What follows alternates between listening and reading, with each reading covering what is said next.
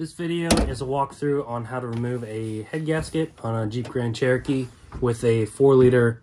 The process is going to be very similar for all the 4-liter inline 6 motors, but this is specifically for a 99 to 04 Grand Cherokee. I'm going to go ahead and drain the coolant. While I'm working up top, there is a little drain valve right here on the passenger's lower radiator side. Now I don't need to drain all of it, just enough to where it's lower than the head. Before you disconnect anything, make sure you remove the battery or just disconnect it. I chose to remove it just so it's out of my way. Now everything sitting up top needs to come out of my way. I think I'm going to start with this air box. It's 8mm hose clamp right there. Pull this hose off. And some might have a bolt there, mine does not. And there is a flathead / 8mm bolt right there for the hose clamp that sits on the bottom of that. I'm gonna take this out just so I've got more room over here. It's really easy. Mine's actually broke, so it's gonna be just to pull out, but there is a tab here, 12mm, and there's something else down there. Looks to be a 12 as well. All these cables got to go. Just pinch those tabs. They will pull right out of this holder. Goes for all of them. And just to unhook them, you just kind of pop them out of where they're sitting. Next, I'll get this whole wiring harness off. Follow it down here. You got your O2 sensors. Anything else you see down there. Just follow it up, unplug. There's the temp sensor.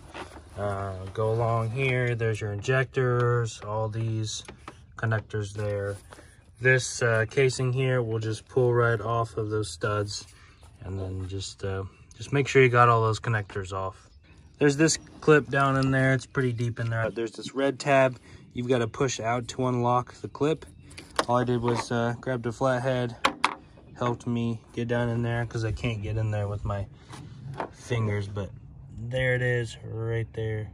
Pull this hose off of here so you can get your wiring harness up, and then take your fuel rail off. This little clip here, just push down on that, release the hook, and that's out of there.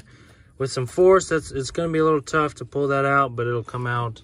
And then you've got 10mm bolts holding the fuel rail on. This bracket's in the way, it's got to come out too. 10mm bolts. And then just make sure your injectors are free. Wiggle them back and forth, make sure they're not stuck, so you can pull those right out. But there's 1, 2, 3, 4 on the whole injector rail. All right, go ahead and remove these heater core hoses off. This one's held in by a clip. That one is a hose clamp. Mine is an 8mm. I'm gonna go ahead and remove this big ass hose too, just to get it out of my way. If you wanted to and your AC system is not charged, you can go ahead and take this out. I think I might consider that just because mine's not charged. Then we can come over here, get 12mm for the coil pack and remove that.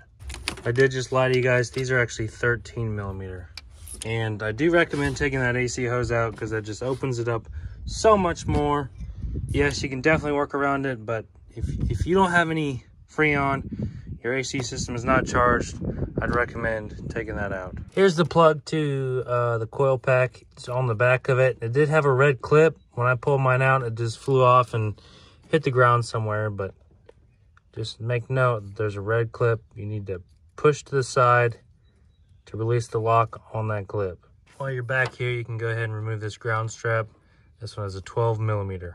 Take your 1/2-inch drive ratchet, put it in your belt tensioner right there, and you will go clockwise so you can release the tension, get your belt off. Pull the clip off this alternator, squeeze the tabs. There's a 13mm. There's a clip right there. There are 2 15mm bolts holding the alternator on. There's 4 14mm bolts holding the alternator bracket on. And the tensioner is going to come off with it. Power steering pump has 3 13mm bolts. The power steering pump bracket I'm just going to remove to get out of my way. There's a bolt back in here that is a 15mm. All these vacuum lines need to come off. The bolts holding on the intake and exhaust manifold are 14mm bolts. There are a couple underneath, and I'm going to show you those when I get this thing off because it's really hard to see with the camera. Not going to lie, that was pretty difficult to find, but I did figure out that they are about every other bolt on the valve cover. So there's one there, there's one there, there, there, and then there. It's very hard to dig under there with your hand and feel it out, but right there are the 4 on the bottom underneath that you need to take out. On the exhaust manifold, there are 2 nuts on the side, 14 millimeter, and then these ones are 15 millimeter, 2 on each. Remove this belt pulley with a 14 millimeter socket. Use an 11 millimeter deep socket to get all the valve cover bolts out. Take a 13 millimeter, remove all your rocker bolts. Don't get these out of order, keep them in order. Pull your push rods out, keep those in order too. I really don't know if it matters, but it feels right. So I'm gonna keep those in order, make note of the front of the engine, and just keep them in order. For these head bolts, you're going to need a 12.13 millimeter deep. I'm using a 1/2 inch so I can put more torque behind there. Now when you're loosening these, you want to do crisscross from the outside, work your way in. And I'd advise a buddy because this thing is heavy. Unless you're like me, a badass motherfucker that can do this by themselves. If you want to see me install this thing, stick around for part 2.